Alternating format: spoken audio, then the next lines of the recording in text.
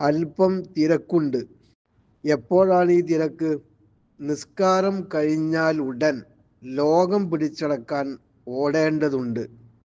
അഥവാ 5 മിനിറ്റ് എടുത്ത് നിസ്കരിച്ചു കഴിഞ്ഞാൽ പിന്നെ നമുക്ക് ഭയങ്കര തിരക്കാണ്. എന്തിനാണ് ഈ തിരക്ക് കൂട്ടുന്നത്?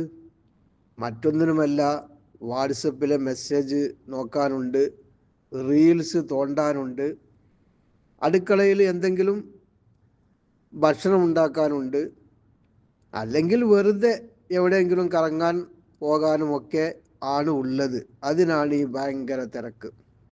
ചുരുക്കം ചില ആളുകൾ ജോലിയുടെ അത്യാവശ്യം കാരണം എഴുന്നേറ്റ് പോകുന്നവരുമുണ്ട്. ഇനി പള്ളികളിലെ നിസ്കാരം കഴിയുമ്പോഴുള്ള ഒരു രസം കൂടി നമുക്ക് നോക്കാം. ഏറ്റവും പിന്നിലുള്ള സഫിൽ നിൽക്കുന്ന ആളുകൾ ഒരുപക്ഷെ മൂന്നാമത്തെയോ അവസാനത്തെയോ റക്അത്തിൽ ഇമാമിനോടൊപ്പം ചേർന്നവരായിരിക്കും. അങ്ങനെ ആദ്യ സഫിലുള്ള ആളുകൾ സലാം വീട്ടി ചാടി എഴുന്നേറ്റ് പോകാനായി നോക്കുമ്പോൾ റെയിൽവേ ഗേറ്റ് അടച്ചതുപോലെ അവസാനത്തെ സഫ്, സുബ്ഹാനല്ലാഹ്, പിന്നെ ആ നൃത്തം തന്നെ. ദിക്റുമില്ല, സ്വലാത്തുമില്ല, തസ്ബീഹുമില്ല, വെറുതെ അങ്ങനെ ഒരു നൃത്തം. പിന്നെ ചിലർ നിസ്കരിക്കുന്നവരെ ശ്രദ്ധിക്കാതെ അവരെ മുന്നിലൂടെ പോകുന്നവരുണ്ട്. മറ്റു ചിലർ ഇരിക്കുന്നവരെ ചവിട്ടി പോകുന്നവരുമുണ്ട്. എല്ലാം ഈ തിരക്ക് കൂട്ടിയത് കാരണമാണ് ഇപ്പോൾ ഉണ്ടായിട്ടുള്ളത്. ഫർള് നിസ്കാര ശേഷം നമ്മുടെ മുത്ത് മുഹമ്മദ് മുസ്തഫ സല്ലല്ലാഹു അലൈഹി വസല്ലം തങ്ങൾ പറഞ്ഞ ഒരു വിഷയമുണ്ടല്ലോ, അത് എന്തുകൊണ്ട് ഞാനും നിങ്ങളും ഓർക്കാതെ പോകുന്നു?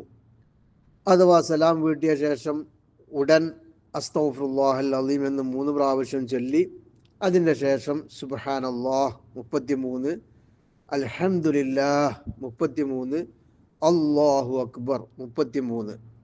ഇപ്പോൾ എണ്ണം 99 എന്നിട്ട് ലാ ഇലാഹ ഇല്ലല്ലാഹു വഹ്ദഹു ലാ ശരീക ലഹ് ലഹുൽ മുൽക്കു വലഹുൽ ഹംദ് വഹുവ അലാ കുല്ലി ഷൈഇൻ ഖദീർ. അങ്ങനെ പറഞ്ഞ് 100 പൂർത്തിയാക്കിയാൽ ആ വ്യക്തിക്ക് എന്താണ് ലഭിക്കുന്നത്? സമുദ്രത്തിൻ്റെ നുരകളുടെ അത്ര ചെറുപാപങ്ങൾ ഉണ്ടെങ്കിൽ പോലും അല്ലാഹു സുബ്ഹാനഹു വ തആല ആ വ്യക്തിക്ക് അത് പൊറുത്തു തരുമെന്ന് നബിയുനാ റസൂലുള്ളാഹി സ്വല്ലല്ലാഹു അലൈഹി വസല്ലം. ഒരു 5 മിനിറ്റ് കൂടി ക്ഷമിച്ചാൽ കിട്ടുന്ന പുണ്യമാണിത്. അല്ലാഹു നമ്മെ അനുഗ്രഹിക്കട്ടെ.